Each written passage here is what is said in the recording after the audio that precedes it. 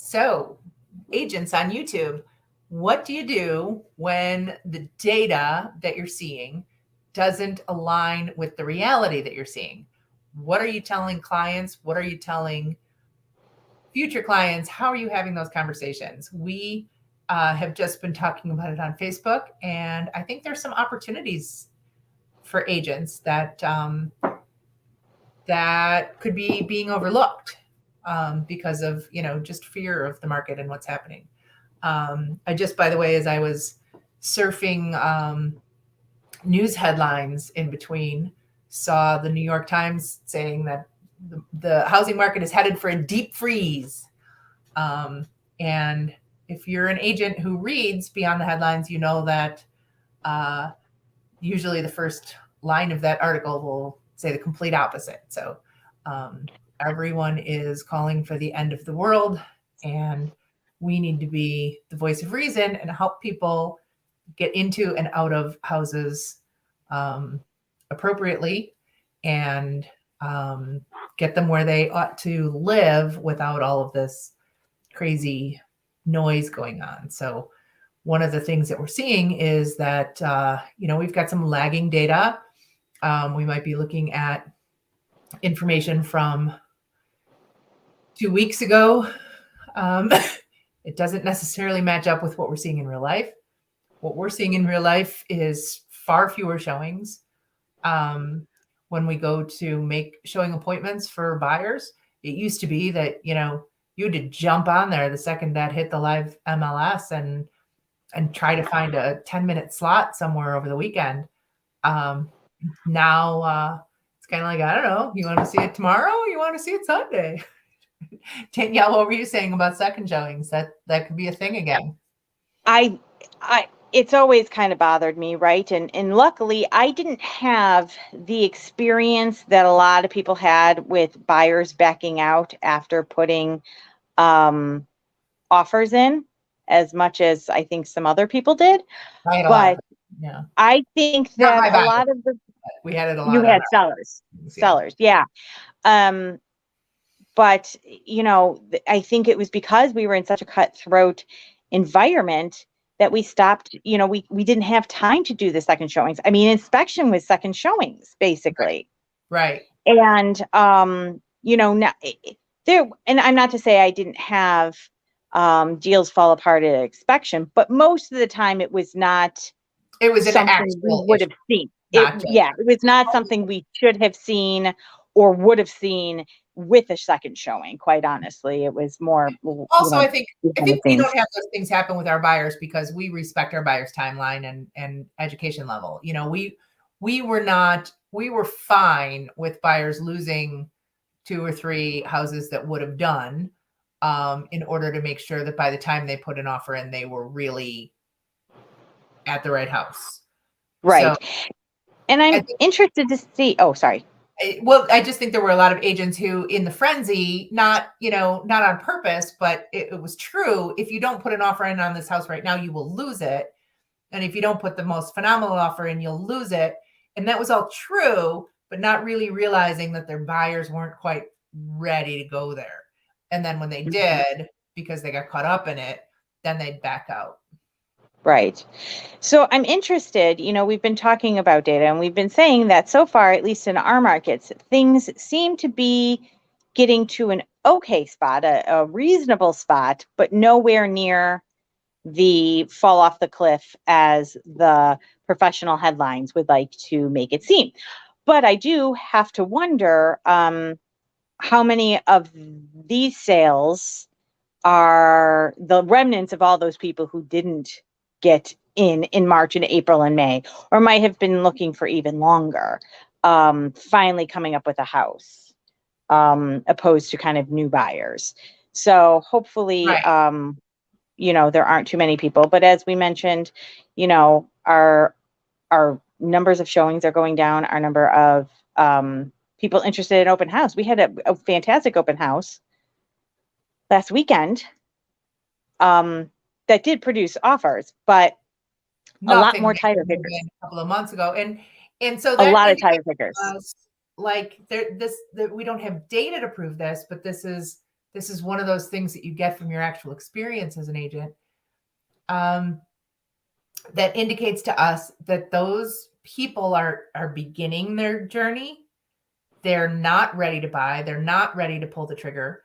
And so they're they used to talk about shadow inventory. They are the shadow buyers, right? They're not really in the market yet. They are not making showing appointments. So they're not showing up on any data yet. Correct. They're in a position where they want to buy a house in the near future. So they're doing their, recon, like high level research. They're on Zillow. They're going to open houses. So that happening indicates to me that there's demand coming, more demand coming. Correct. It's just not as intense or as urgent as it was in the spring, but it never is, at least not in our market. This time of year is always much, much slower. Right. So that's another interesting thing. What, for agents who are in other areas, what months, generally around here between Thanksgiving and Christmas is pretty low. Nobody really wants to list unless they have to. No, not many people are out buying. It's pretty. You might be trudging through 3 feet of snow, so nobody's gonna set themselves up to be on that timeline. The only people who are buying then are the people who have to. They've either had a job transfer or, they sold their house and maybe it took them a little longer in the fall than they expected it to. And so now here they are putting their snow boots on to go look at houses. But you also know that they're going to buy something. They're not the casual open house guest that we saw the other night. So I think it's important for agents to just remember you are the one with your finger on the pulse of the market. You're the ones that are hearing the chatter, hearing people talk about what their impressions are. And to some extent, you've got some influence over that. So use it well, use it wisely.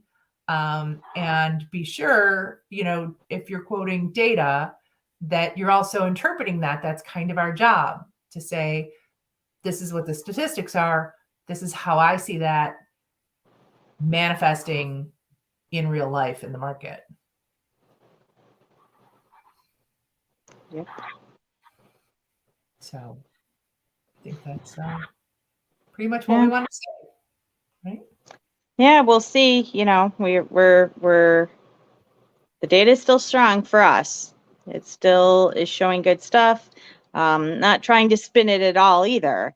In a couple of weeks, we might start seeing the numbers. Well, even if the numbers start going down, right? Does that mean it's again a natural dip? Because July is also a time that we see, people go on vacation around here. That's kind of, Right. their time.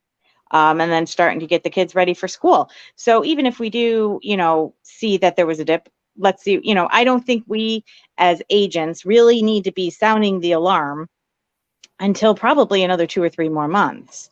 Once we see a trend. And even 1 then, month does not make a trend. I think the alarm is still not appropriate. Like, well, there are, right.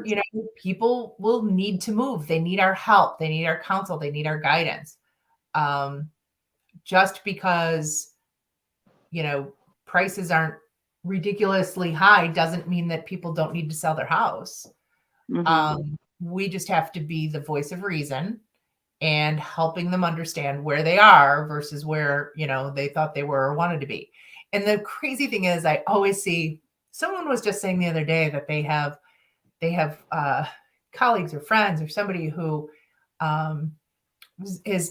has been thinking of investing in real estate because the stock market's doing so poorly. So I'm thinking, okay, so the old adage of buy low, sell high, you're going to take your money out of the stock market because it's low, and you're going to put it into real estate, which is high, might not be, the best long-term investment strategy. So even during the times when we were all saying, sell your house, if you've got a house to sell it, and sellers were largely ignoring us, obviously, because low inventory was something everybody was experiencing almost in every market. So for various reasons, sellers were not listening to us and everyone else when we were saying, this is the time to sell. As prices normalize, buyers may also not be listening that it's the time to buy. So we have to, just work with those individual people and figure out what they need and what they're afraid of.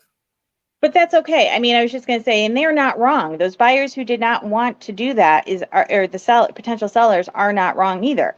They just valued their personal comfort, state of mind, knowing they currently had a place that was fine for them, Right. and they didn't want to risk the stress and the unsurety for my point. A bit more money. It's about that personal decision. So we Absolutely. think that everybody makes their decisions based on the market. Now, sellers who decide based on personal reasons to sell in the near future might kick themselves for not having done it during that time. But that doesn't mean that they made the wrong decision at that time. They just want it all, right? They want the personal stuff to align with the top of the market when they sell and with the bottom of the market when they buy. And Correct. Unless they're living in a tent in between, that's not realistic anyway. Correct. So All just right. get your buyers into places they can afford where they ought to be living. Get your sellers out of places that no longer serve them. And that's the way the world goes round.